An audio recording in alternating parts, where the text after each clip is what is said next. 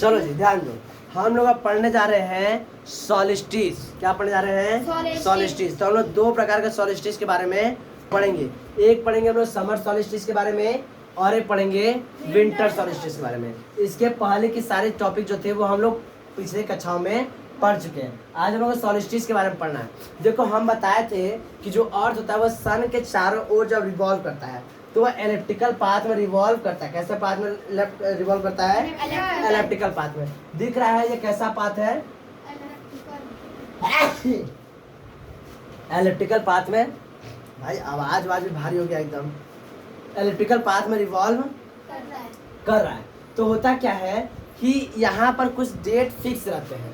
तो ये डेट तो लोग याद रखें। देखो यहाँ पर देखो, सबसे पहले हम लोग याद करें, हम लोग पता है कि मंथ स्टार्ट होता है। कहाँ स्टार्ट होता है? जनवरी। कहाँ स्टार्ट होता है? जनवरी। तो देखो ये डेट कैसे याद करोगे, ध्यान समझना। तो देखो पहले तारीख हम लोग याद कर लेते हैं। क्या याद कर लेते हैं? तारीख। तो पहला देखो क्या बताओगे? 21। क्या याद करोगे? 21। फिर 21 दो बार। कब बार? दो बार। तो दो बार तो लिख दो 22। 21 दो बार 22। अब क्या आएगा? सॉरी दो ना तो 23 आएगा। क्या आएगा? 23। अब क्या आएगा? 22। डेट इस तरह याद करो। क्या चीज?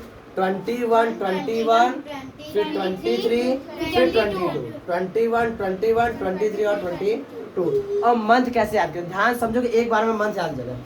सबसे पहले देखो, सबसे पहला महीना कौन सा होता है? जनवरी। तो 2 महीना तुम लोग को छोड़ना है। तो जनवरी छोड़ो, फरवरी छोड़ो। क्या आएगा? मार्च। तो 21 मार्च। क्या आया? 21 मार्च। उसके बाद आएगा मार्च के बाद कौन सा महीना आता है? जून। मार्च के बाद अरे यार मार्च के बाद अप्रैल आता है। मार्च के बाद अप्रैल के बाद मई के बाद जून। 2 महीना छोड़ना था ना। तो मार्च के बाद क्या छोड़े? अप्रैल के बाद मई छोड़ दे। क्या लिए? जून के बाद फिर 2 महीना छोड़ो। जून के बाद जुलाई अगस्त के बाद क्या आएगा? सितंबर। क्या आएगा? दिख रहा है? सितंबर। उसके बाद सितंबर के बाद नहीं दिख रहा है? नीचे नहीं दिख रहा है? यहाँ पे दिख रहा है 23 सितंबर। ये और से दिख रहा है? ठीक है, 23 सितंबर। अब दिसंबर का देखो, तो सितंबर के बाद कौन सा मंथ आता है? अक्टूबर नवंबर। 2 महीना छोड़ो। क्या आएगा? दिसंबर। ये तारीख और महीना याद होगा। ठीक है। अब ध्यान दो यहाँ पर। अब यहाँ पर ध्यान दो, होता क्या है कि जब सन कहाँ पर आता है? 21 जून को। कहाँ पर? 21 जून। तो 21 जून को, किस तारीख को? 21 जून को। देखो यहाँ पर इक्वेटर रहता है और हम बताए सन अपने इस एक्सिस से, क्या चीज? एक्सिस से 23.5 डिग्री क्या हुआ? झुका हुआ है। 23.5 डिग्री झुका हुआ है। तो होता है कि 21 जून को सन जब अपने यहाँ पर बहुत दूर रहता है, फिर भी हम लोग को क्या महसूस होता है? गर्मी लगता है। यहाँ पर हम लोग क्या लगता है? गर्मी। अब हम लोग को देख कर ऐसा लगता है कि अभी इमेज देख के हम लोग क्या लग रहा है कि यहाँ सन नजदीक, अर्थ सन के नजदीक है तो गर्मी लगेगा, अर्थ सन से दूर है तो ठंडी लगेगा, फिर गर्मी लगेगा, फिर ठंडी लगेगा। इस हिसाब से साल भर में 2 बार ठंडी लगेगा, 2 बार गर्मी लगेगा। नहीं ऐसा लग रहा है कि नहीं? लेकिन ऐसा होता नहीं है। हम लोग यहाँ पर हम लोग भले दूर है। क्या है? भले दूर है, लेकिन होता क्या? नॉर्थर्न हेमिस्फीयर देखो, साउदर्न हेमिस्फीयर कहाँ जा रहा है? पीछे की ओर। और नॉर्थर्न हेमिस्फीयर इसे मुंह उठा के सूरज की ओर इसे देख रहा है कि नहीं? साउदर्न हेमिस्फीयर इसे पीछे की ओर माइकल जैक्सन की तरह। माइकल जैक्सन देखो ना, ऐसे करके इसे आगे की ओर ऐसे झुक जाता है। उस तरह इस समय हमारा अर्थ ऐसे झुका हुआ है। क्या हुआ है? झुका हुआ है। तो उसका नॉर्थर्न हेमिस्फीयर सन की ओर है, साउदर्न हेमिस्फीयर इसे पीछे की ओर। दिख रहा है कि नहीं? तो सन जो रेज है वह डायरेक्ट कहाँ पड़ेगा? नॉर्थर्न हेमिस्फीयर में। कहाँ डायरेक्ट पड़ रहा है? Northern hemisphere. तो नॉर्थर्न हेमिस्फीयर क्या बताओगे? On the 21st June the sun rays directly fall on the northern hemisphere. कहाँ पड़ता है? Northern hemisphere. तो नॉर्थर्न हेमिस्फीयर में पड़ने की वजह से यहाँ पर क्या होता है कि गर्मी ज्यादा तेज लगती है। क्या होती है? और यहाँ पर नॉर्थर्न हेमिस्फीयर में इस दिन क्या रहता है? बड़ा रहता है। क्या रहता है?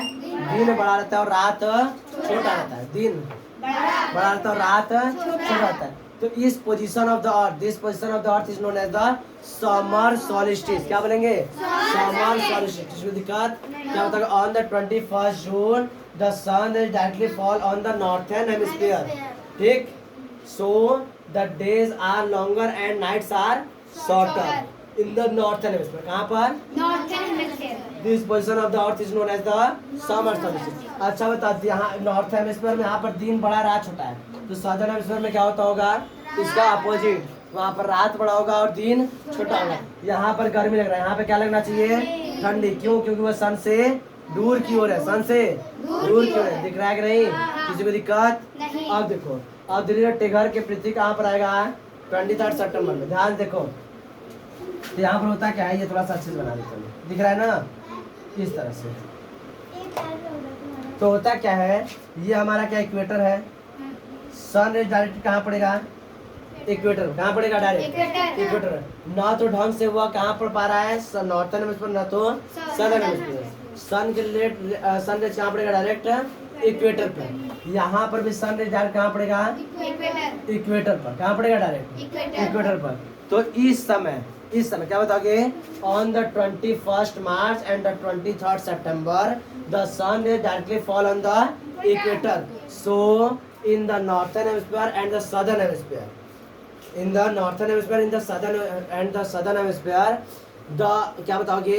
heat are equal in amount. तो हीट क्या होते हैं? वहाँ पर इक्वल अमाउंट में एब्जॉर्ब किए जाते हैं, फील किए जाते हैं। और यहाँ पर दिन और रात का लंबाई क्या होता है? बराबर होता है। दिन और रात का लंबाई बराबर होता है। तो this position of the earth is known as, इस अर्थ की इस पोजीशन क्या बोलेंगे हम लोग? इक्विनॉक्स। क्या बोलते हैं? इक्विनॉक्स। यानी यहाँ पर इक्वल और यहाँ पर तो ये क्या है? इक्विनॉक्स है। क्या है? इक्विनॉक्स का मतलब होता है कि यहाँ पर डेज और नाइट क्या है? बराबर है। क्या है? बराबर है। इक्विनॉक्स सुनाई दे रहा है ना? हाँ। तो इक्विनॉक्स में समझ में आया? हाँ।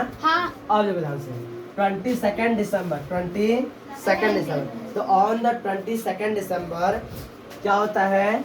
यह देखो, अब यहाँ पर इक्वेटर है, नॉर्थन हेमिस्फीयर चला गया पीछे, सदर्न हेमिस्फीयर आगे। तो इस समय क्या होगा? सन रेज डायरेक्ट कहाँ पड़ेगा? सदर्न हेमिस्फीयर में। तो सदर्न हेमिस्फीयर में क्या फील होगा? गर्मी। और नॉर्थन हेमिस्फीयर में क्या फील होगा? ठंडी। क्या फील होगा? ठंडी। और हम लोग कहाँ रहते हैं? नॉर्थन हेमिस्फीयर में। तो हमारे हिसाब से हम लोग क्या लगना चाहिए? ठंडी। क्या लगना चाहिए? ठंडी। तो इस समय क्या होता है? On the 22 December the sun is directly fall on the southern hemisphere, so in the northern hemisphere feels cold. कैसा फील होता है? कोल्ड फील होता है। And hence the nights are longer and days are shorter. कहाँ पर? Northern hemisphere में। And this position of the earth is known as the winter solstice. क्या बोलेंगे? Winter solstice. किसी को दिक्कत? समर सॉलिस्टिस, विंटर सॉलिस्टिस, किसी को समस्या? डेट में याद करने में कोई दिक्कत?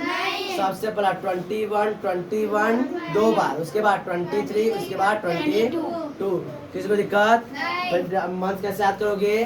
तो कहोगे जनवरी फरवरी के बाद मार्च, अप्रैल मई के बाद जून, जुलाई अगस्त के बाद सितंबर, अक्टूबर नवंबर के बाद दिसंबर। ये पोजीशन है। अच्छा, तो समर सॉलिस्टिस कहाँ पर है? 21 जून में। ठीक।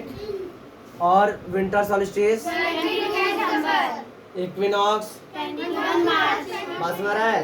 अच्छा बताओ, समर सॉलिस्टिस में सन डायरेक्टली कौन से हेमिस्फीयर में पड़ता है? नॉर्थन हेमिस्फीयर में। विंटर सॉलिस्टिस में सन डायरेक्ट कहाँ पड़ता है? Southern hemisphere. किसी को दिक्कत? चल इतना लिख लो।